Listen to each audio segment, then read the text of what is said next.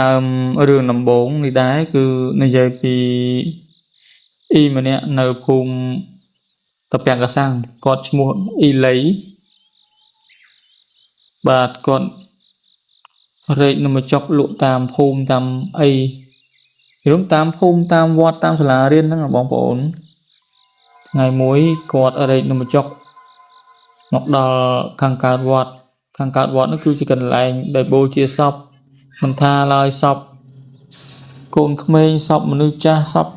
អ្នកជំងឺឋានៈខ្មោចអនាថាគឺមានបូជានៅទីហ្នឹងទាំងអស់ហើយគាត់ឲ្យលក់នំចុកងើបតាំងពីម៉ោង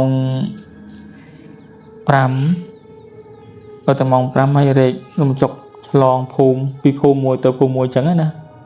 ហើយភូមិគាត់នៅតែពាំងកសាំងនោះទេនៅខាងកើតបើសិនជាគិតទៅវានៅខាងកើតវត្តបីបាយប្រហែលជាក្នុង3គីឡូចឹងណាបងប្អូននៅខាងវត្តខាងកើតវត្តហើយមុននឹងគាត់ចង់លក់នៅភូមិផ្សេងលុះតែគាត់រែកនំចុកដើរកាត់វត្តដែលព្រៃខ្មោចដែលកន្លែងគេខាងកើតវត្តពីបាយហ្នឹងគឺមានគេកន្លែងបូជាសពនិងកប់សពចឹងណាចឹងកន្លែងហ្នឹងលងសាហាវមែនតើមិនថាខ្មោចណាគាត់មិនលងមកលងទាំងថ្ងៃត្រង់ហ្មងខ្មោចលងសាហាវណាពេលថ្ងៃត្រង់ក៏លងដែរហើយអ៊ីគាត់អ៊ីលីហ្នឹងគាត់រែកនំចុកមកដល់ហ្នឹងស្រាប់តែឃើញហ្មងឃើញមិនឃើញជាអីគាត់អាខ្មោចហ្នឹងវិញ្ញាណខ្មោចនៅហ្នឹងវាបំភាន់ភ្នែកគាត់ឲ្យមើលឃើញភ្លឺឃើញភូមិគេហ្មងហើយគាត់រែកនំចុកចូលភូមិហ្នឹងហ្មងទៅតាមពិតកន្លែងភូមិហ្នឹងគឺខ្មោចវានេះសោះសណ្ដំអ៊ីលីហ្នឹងឲ្យគាត់គិតឃើញថាជាភូមិហើយក៏រែកនំចុកចូលទៅលក់បន្ទាប់មកទៀតពួកគេហ្នឹងក៏ចាប់ផ្ដើមទិញនំចុកអ៊ីបន្ទាប់មកទៀតហ្នឹងគាត់បានដើរចូលក្នុងភូមិលក់ហើយពួកគេដូចជាមនុស្សធម្មតាអញ្ចឹងដូចក្នុងភូមិដូចជាមានដូចមិនមែនជាកន្លែងសាកសពហ្នឹងគឺបំភាន់ភ្នែកអ៊ីមើលអ៊ីលក់នំហ្នឹងនំចុកហ្នឹងឲ្យមើលទៅឃើញជាភូមិជាមនុស្សមានក្មេងមានតូចមានគោមានសត្វអញ្ចឹងណាបងប្អូនហើយគាត់ក៏ចាប់ផ្ដើមឈប់ពុបគេហៅណាគេហៅអឺអ៊ីមែនទេនេះចូលផ្ទះខ្ញុំនេះហើយអ៊ីក៏ចាប់ផ្ដើមហើយក៏ខ្មោចហ្នឹងក៏ប្រាប់ថាឲ្យដាក់នំចុកឲ្យម្នាក់ម្ចាស់មកសិតរបស់បងប្អូនខ្ញុំទេចាំគិតលុយពីខ្ញុំមែនណាអ៊ីគាត់ឃើញគាត់សប្បាយចិត្តហ្នឹងនេះភ្ញៀវច្រើនណាបានអស់ច្រើនចាណាកាលនោះជំនាន់នោះឆ្នាំ1900កៅជាងហ្នឹងរឿងហ្នឹងខ្ញុំឮសូឪពុកខ្ញុំគាត់និយាយប្រាប់ខ្ញុំតគ្នាដែរណាបងប្អូនហើយអ៊ីក៏ចាប់ផ្ដើមដួសទឹកនំទឹកអីដាក់លាយឲ្យអញ្ចឹងណាហើយមានម្ទេសមានអីអញ្ចឹងទៅហើយបន្ទាប់មកទៀតអានឹងម៉ោងនេះណាម៉ោង5ម៉ោង4ម៉ោង5ភ្លឺណាគាត់រែកនំចុកមកលក់ដល់ហ្នឹងហើយក៏ខ្មោចហ្នឹងហៅទិញនំចុកអញ្ចឹងដល់ផ្ទះវាអញ្ចឹងដល់ផ្ទះមិនមែនជាផ្ទះដូចដែលគាត់មើលឃើញទេផ្ទះហ្នឹងគឺជាភ្នោខ្មោចម៉ងខ្មោចអីហ្នឹងហើយកន្លែងកប់សពកន្លែងអីហ្នឹងហើយក៏គាត់ចាប់ដើមដួសនំចុកចែកលុយចែកនំចុកឲ្យមនុស្សនៅក្នុងហ្នឹងដែលគាត់មើលឃើញថាជាមនុស្សតាមពិតជាខ្មោចហ្នឹងណាអ្នកម្ចាស់អស់ហើយបន្ទាប់មកទៀតគាត់ក៏សង្ឃឹមថានឹងបានលុយច្រើនហើយតបមកគេក៏ឲ្យគិតលុយដល់ពេលមិនបានគិតលុយណាបងប្អូនមានបានគិតលុយណាហើយមន់វាងាវហើយអាហ្នឹងតែមន់ងាវគឺពពួកខ្មោចព្រាយវិសាចហ្នឹងគឺវារលាយតាមវាថាវាសញ្ញាដែលចេញព្រះអាទិត្យមកអញ្ចឹងវាដល់វេមព្រលឹងវិញ្ញាណហ្នឹងចូលទៅណាតណៃអស់ហើយទៅភពវាវិញអស់ហើយអញ្ចឹងទៅភ្នោអីអញ្ចឹងណាក្នុងភ្នោក្នុងអីអញ្ចឹងទៅក្នុងដើមឈើក្នុងអីអញ្ចឹងទៅហើយស្រាប់តែម៉ោង5មន់ងាវកុកពីកែកើតបាត់មនុស្សអស់លីងហើយអ៊ីលក់នំចុកហ្នឹងនៅកណ្ដាលព្រៃខ្មោចតម្រងនៅកណ្ដាល និយាយរួមវងមកឆាហ្មងមកឆាអត់ខ្មោចខាងកន្លែងកប់សពកន្លែងបូជាសពហ្នឹងអ៊ីនៅក្នុងហ្នឹងហ្មងបន្ទាប់មកទៀតគាត់មិនធ្វើមិនបោះនំជុកចោលហ្មងនៅខ្មោចលង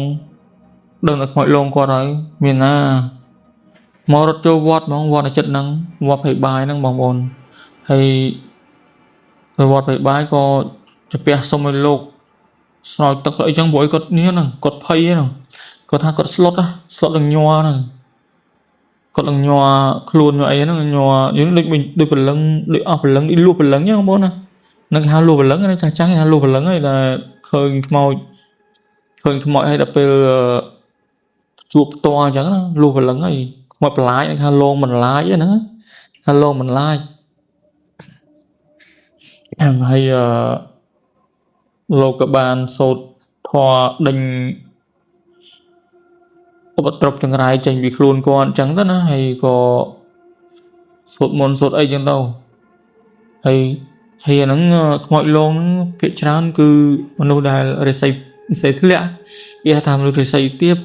ឬមួយក៏ថ្ងៃហ្នឹងគាត់រិស័យដាក់រិស័យទាបក៏មិនដឹងបានខ្មោចលងបានហើយមិននេះទេពួកអីនៅហ្នឹងនៅកន្លែងព្រៃខ្មោចខាងកើតវត្តភ័យបាយហ្នឹងគឺលងសាហាវតាំងពីដើមហ្មងមិនថាអ្នកណាទេឲ្យទាំងថ្ងៃហ្មងមិនថាអ្នកណាធ្វើដំណើរឆ្លងកាត់អ្នកលក់សាច់ជ្រូកអេតចាយពេលថ្ងៃត្រង់ម៉ោង12ហ្នឹងក៏វាលងដែរគឺចាំវាលងធ្វើជាក្មេងឬក៏ជាមនុស្សចាស់ហៅឲ្យឈប់អំពូឈប់សិនអញ្ចឹងទៅតែពេលយើងឈប់អត់មានមនុស្សលីងអញ្ចឹងណាយើងសាហាវថាហ្នឹងហើយខាងព្រៃកើតវត្តភ័យបាយនៅខាងជំនាញខាងកណ្ដែតអាហ្នឹងខាងស្រុកកណ្ដែតក៏ពិសាហើយរឿងហ្នឹងដែរកើតឡើងយូរហើយមិនមែនត្រឹមតែកើតឡើងឥឡូវហ្នឹងទេឡើងតាំងពីឆ្នាំ1180 1190តែខ្ញុំកាត់អត់ទាន់គាត់ជាអពុកខ្ញុំយាយខ្ញុំតាខ្ញុំក៏និយាយប្រាប់ចឹងណាហើយម៉ែខ្ញុំគាត់មានស្រែនឹងកើតវត្តហ្នឹងដែរគាត់មានស្រែនឹងកើតវត្តហ្នឹងគាត់ពេលចឹងចាស់ក៏នោះអត់ទាន់មានម៉ូតូមានអីមានទូរស័ព្ទមានអីទេហើយគាត់បានរែកពេលច្រើនរែកកញ្ជើល្អីហ្នឹង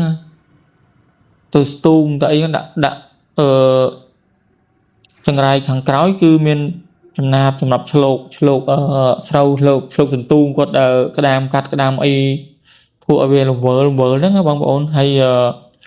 គាត់ចេះទៅព្រឹករហូតដល់ល្ងាចគាត់មកវិញហើយតាមផ្លូវទៅមានដើមស្វាយមួយនៅខាងកើតព្រៃខ្មោចហ្នឹងដើមស្វាយហ្នឹងហើយគាត់ក៏នេះគាត់ចេះធម្មតាបងប្អូនអ្នកស្រែចម្ការគាត់ដឹងហើយកាលណាយើងវល់ស្លោកស្រូវស្លោកសន្ទូងអញ្ចឹងទៅចេះតែអោនថ្ងៃលិចអត់ដឹងទេម៉ែគាត់និយាយប្រាប់ខ្ញុំដល់ពេលមកដឹងងើបឡើងល្ងឹតឈឹងម៉ោងប្រហែលជា6ជាងហើយ6នៅស្រុកស្រែល្ងឹតណាបងប្អូនមិនមែនដូចនៅភ្នំពេញទេណាល្ងឹតណាស់ហើយគាត់ក៏ចាប់ផ្ដើមរៀបចំរេចង្រែករត់មកវិញណាស្រាប់តែគាត់ដើ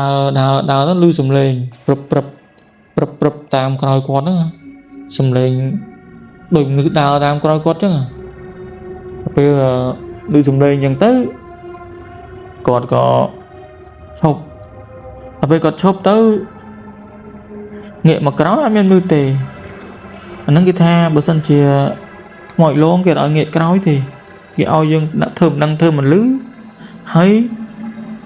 ដើរស្រោចលឿនប៉ុន្តែគាត់ងាកក្រោយម៉ែខ្ញុំគាត់ងាកក្រោយហើយក៏គាត់ថាអូខ្មោចលងអាពេលហ្នឹងគាត់ដឹងនៅក្នុងចិត្តមកខ្មោចលងហ្មងហើយស្រាប់តែមែនណាដល់ក្រោមដើមស្វាយហ្នឹង